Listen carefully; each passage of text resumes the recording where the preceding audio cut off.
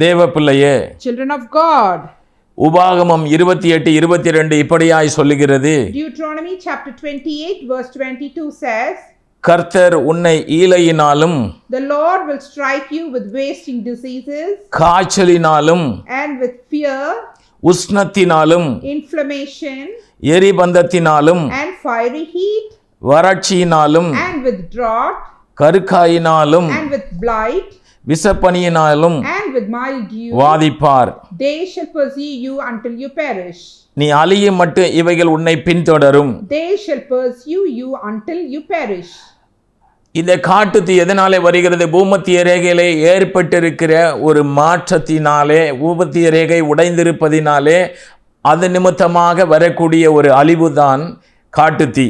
Why is this wildfire occurring? It is due to the changes in the equator. That is, the equatorial line is being broken.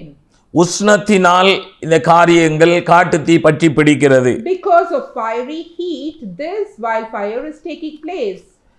தேவ பிள்ளையே, Children of God, இந்தியாவிலே ஏற்கனவே ஒரு 4 வரலாற்று காட்டுத்தீகள் நடந்திருக்கிறது. and in India there are nearly 4 historical wildfire events that has taken place. 2016 ஆண்டு April மாதம் முதல் மே மாதம் வரைக்கும் உத்தரகாண்டிலும் ஹிமாச்சல் பிரதேசத்திலும் காட்டுத்தீ ஏற்பட்டது. In the year 2016, during the month of April, May, there was wildfire in Uttarakhand and Himachal Pradesh. சுமார் 4538 acre காடுகள் 11,213 ஏக்கர்கள் எரிந்து சாம்பலாகின. Nearly 4,538 acres of land and 11,213 acres of forest land has been destroyed. இதில் 9 பேர் உயிரிழந்தனர், 17 பேர் காயமடைந்தனர். 9 people lost lives and 17 people were wounded. ஏறக்குறை 29 லட்சம் ரூபாய் நஷ்டமடைந்ததாக சொல்லப்படுகிறது. Nearly 29 lakh of economic crises have taken place. இதில் உயிரியல் மற்றும் வன உயிர்கள் இழப்புகள் சரியாக மதிப்பீடு செய்யப்படவில்லை. And the death or loss of living beings or wild animals have not been calculated properly. 2019 ஆண்டு பாண்டிப்பூர் காட்டுத்தீ. In the year 2019, there was wildfire in Bandipur. பிப்ரவரியில் கர்நாடகாவில் உள்ள பாண்டிப்பூரில் காட்டுத்தீ ஏற்பட்டது. In the month of February 2019, there was wildfire in Bandipur, that is in Karnataka. சுமார் 4420 hectare 10,900 acre காடுகள் அழிந்தன.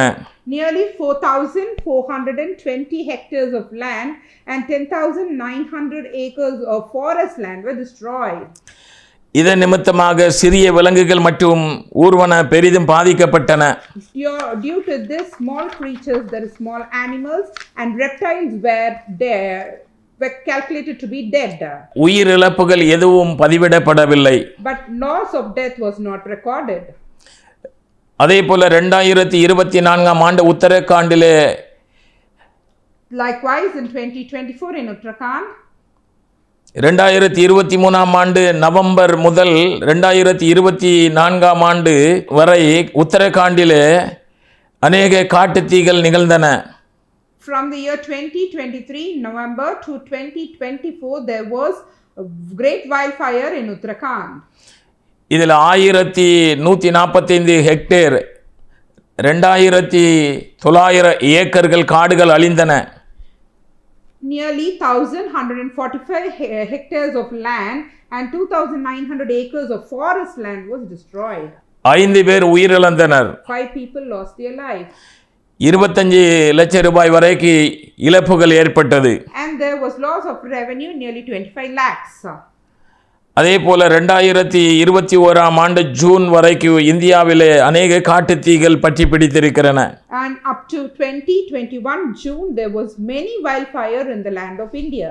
இதிலே உத்தரகாண்ட், ஒடிசா மாநிலங்களில் மிகவும் மோசமான பாதிப்பு ஏற்பட்டது. And in Uttarakhand and Odisha, there was a great destruction.